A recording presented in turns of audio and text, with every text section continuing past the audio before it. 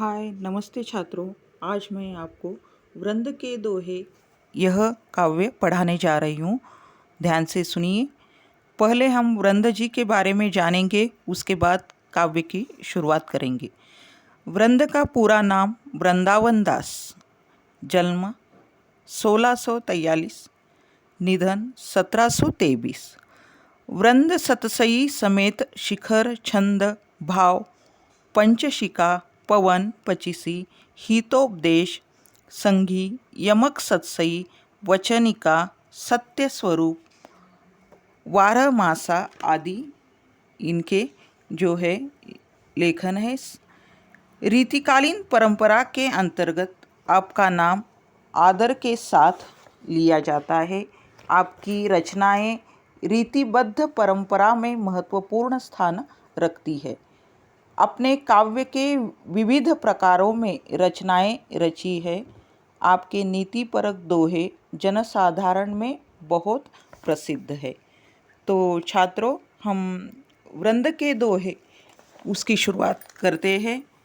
पहले थोड़ा दोहों का उद्देश्य आप जान लीजिए। कवि वृंद ने अपने दोहों के माध्यम से अपनी सरल सुबोध भाषा में अत्यंत उपयोगी एवं व्यवहारिक बातों से परिचित करते हैं। प्रस्तुत दोहों में उन्होंने विद्या की विशेषता, आँखों की पहचानने की शक्ति, अपनी क्षमता के अनुरूप काम करने, व्यापार करने के सही ढंग, गुण के अनुसार आदर पाने, नीच को न छेड़ने तथा पालने में ही बच्चे के लक्षण दिख जाते हैं आदि नीतिपरक बातें बताई है। अब दोहों की तो पहला दोहा देखिए छात्रों। सरस्वती के भंडार की बड़ी अपरूप बात। सरस्वती के भंडार की बड़ी अपरूप बात, जो खर्चे त्यों त्यों बढ़े, जो खर्चे त्यों त्यों बढ़े, बिन खर्चे घटी जात, बिन खर्चे घटी जात। देखिए, सभी पर सरस्वती माता का आशीर्वाद होता है। तो आप उसका जो शब्द भंडार है, उसका जो ज्ञान भंडार है, वो अपने पास बहुत है। उसका आशीर्वाद है हमें कि वह जिस प्रकार से आप दूसरों को ज्ञान देते हो, उस प्रकार से वह ज्ञान बढ़ते जाता है। अगर आप किसी को ज्ञान नहीं देते, ज्ञानदान नहीं करते, तो आपका ज्ञान नहीं बढ़ता। तो इसलिए आपको जो है हमेशा दूसरों को ज्ञान देते रहना है। जो आपके पास ज्ञान है वो दूसरों को बांटते रहना है, तभी आपका ज्ञान बढ़ जाता है। क्योंकि सरस्वती का जो ज्ञान का भंडार ही अपरंपार है, उसकी महिमा अगाध है। इसीलिए इस दोहे में यह बताया है कि सरस्वती के भंडार की बड़ी अपरूप बात, सरस्वती के भंडार की बड़ी अपरूप बात, ज्यों खर्चे त्यों त्यों बढ़े, ज्यों खर्चे त्यों त्यों बढ़े, बिन खर्चे घटी जात। अगर आप अपना ज्ञान खर्च नहीं करते तो घट जा सकता है। ऐसा यहाँ पर शब्दों का शाब्दिक अर्थ होता है। तो दूसरा जो दोहा है देखिए, नैना देत बताए सब, नैना देत बताए सब, हिय को हेत आहेत, जैसे निर्मल आरसो भली बुरी कही देत।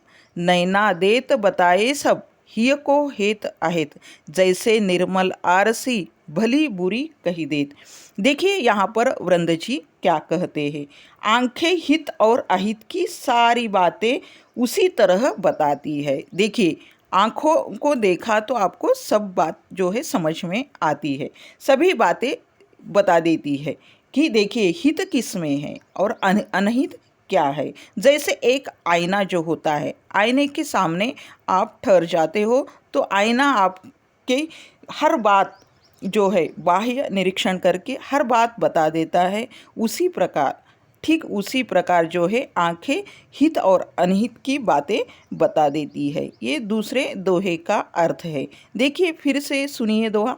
नैना देत बताए सब, नैना देत बताए सब, हिय को हेत अहेत, जैसे निर्मल आरसी भली बुरी कही देत। देखिए, जैसे निर्मल आईने से अच्छी और बुरी दोनों तरह की बातों का पता चलता है, ठीक उसी तरह जो है आंखें भी आपको सभी बातें कह देती है। अब तीसरा दोहा देखिए, तीसरा दोहा जो मैं पढ़ने जा रही हूँ। अपनी पहुँच विचारी के करतब करिए दौर। अपनी पहुँच विचारी के करतब करिए दौर। तेते पाँव पसरिए जेती लंबो सौर। तेते पाँव पसरिए जेती लंबो सौर।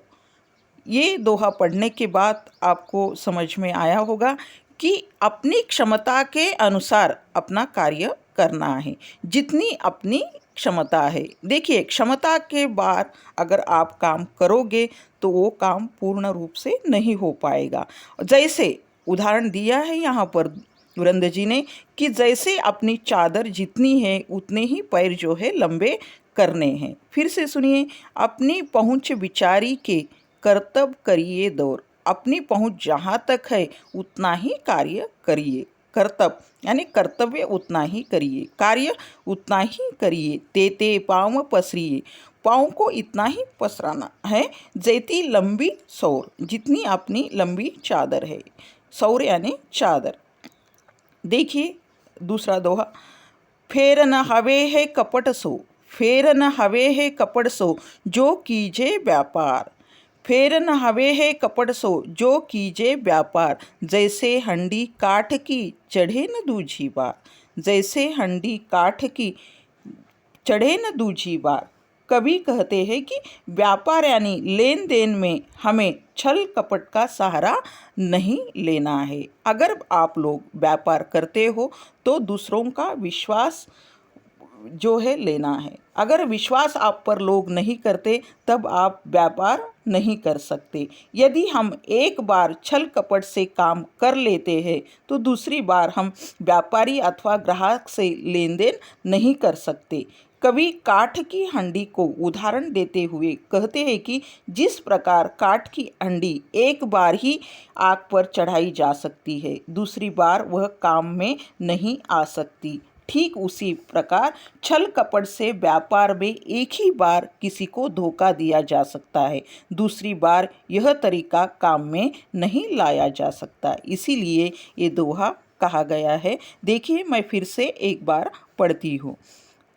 फेर न आवे है कपट सो, जो कीजे व्यापार।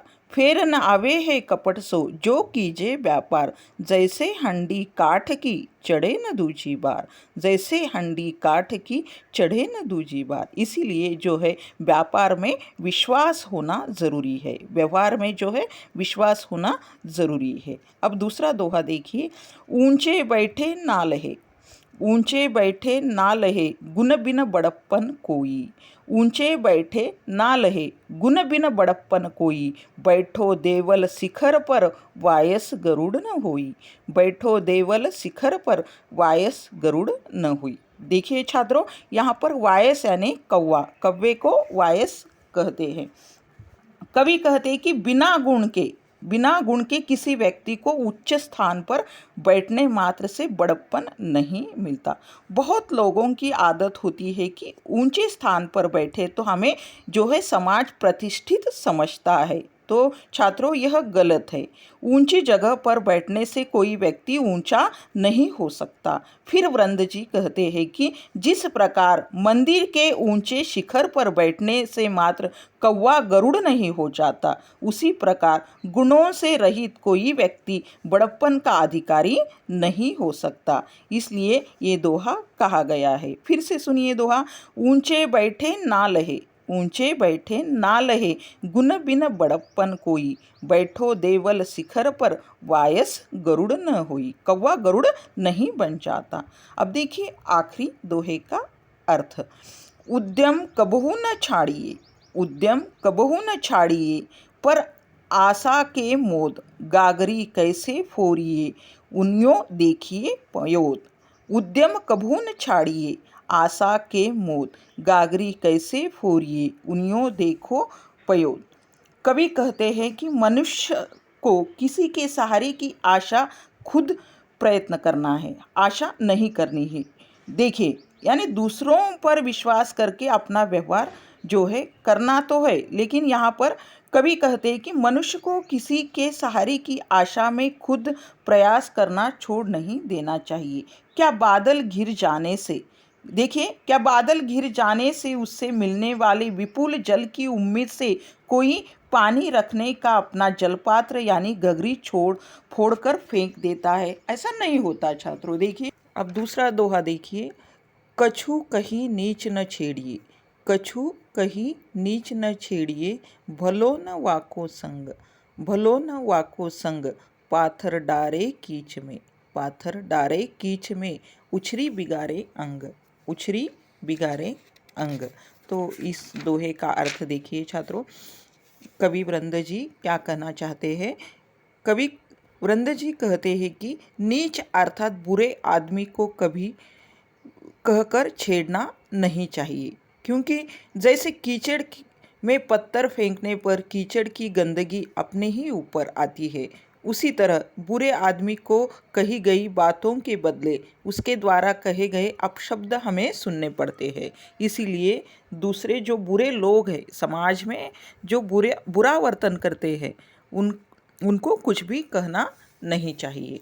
तो अब नेक्स्ट जो दोहा है उसका अर्थ समझ लीजिए। जो पावे अति उच्च पद, जो पावे अति उच्च पद, ताको पतन निदान, ताको पतन निदान, जो तपी तपी मध्याह्न लो, अस्त होतु है भान, जो तपी तपी मध्याह्न लो, अस्त होतु है भान।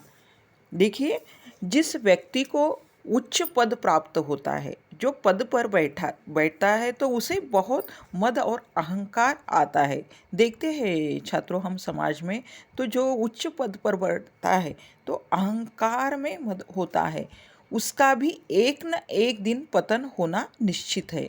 देखिए, इसका उदाहरण क्या दिया है। जिस प्रकार मध्याह्न का सूर्य उस समय बहुत तपता है, पर उसे भी एक समय अस्त हो जाना पड़ता है। तो कुछ दिन के लिए आपको जो पद मिलता है उसमें अहंकार नहीं करना है। तो देखिए, अब नेक्स्ट जो दोहा है उसका अर्थ, दोहा पढ़ेंगे और उसका अर्थ समझ लेंगे।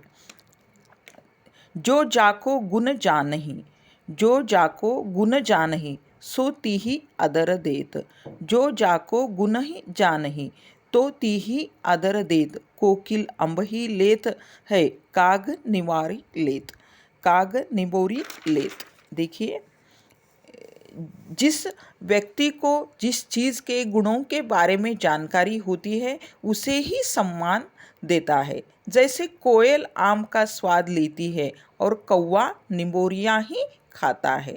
देखिए, जो जिसका स्वाद लेता है उसकी बखान करता है, यह इस दोहे का अर्थ है। देखिए, अब दूसरा दोहा हम पढ़ेंगे।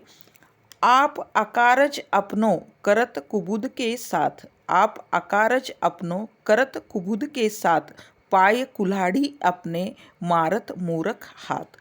देखिए, आप अकारज अपनो करत कुबुद के साथ, पाय कुल्हाड़ी अपने मारत मूरख हाथ। देखिए, वृंद जी क्या कहते हैं। कवि कहते हैं कि अविवेक के साथ किया गया कार्य स्वर्ग के लिए हानिकारक सिद्ध स्वयं के लिए हानिकारक सिद्ध होता है। ठीक उसी तरह जैसे कोई मूर्ख अपनी अविवेकता से कोई कार्य करने अपने पांव पर अपने हाथ से ही कुल्हाड़ी मार लेता है। तो यह हुआ इस दोहे का अर्थ। अब जो आखिरी दोहा है हम पढ़ेंगे और उसका अर्थ जानेंगे। कुल कपुत जानो परे, कुल कपुत जानो परे, लखी शुभ लक्षण गात, लखी शुभ लक्षण गात, होनाहर बिरवान के होत चिकने पात, होनार बिरवान के होत चिकने पात। देखिए, ये आखिरी दोहा है वृंद जी का और उसका अर्थ समझ लीजिए। कवि वृंद जी क्या कहते हैं कि पालने में बच्चे के शरीर के लक्षण देखकर उसके अच्छे बुरे होने का पता चल जाता है। जैसे किसी पौधे के चिकने और स्वस्थ पत्ते देखकर उसके होनार होने का लक्षण दिखाई देता है। देखिए, ये सभी जन कहते हैं कि बच्चे जो है जब छोटे होते हैं तभी ये आगे चलकर क्या हो जाता है ये समझ में आता है। उसका उदाहरण यह दिया है। और ये पुरंदर जी के दोहे यहाँ पर समाप्त होते हैं छात्रों। धन्यवाद। आपको मेरा चैनल पसंद आया तो लाइक कीजिए, सब्सक्राइब कीजिए और शेयर कीजिए। Thank you.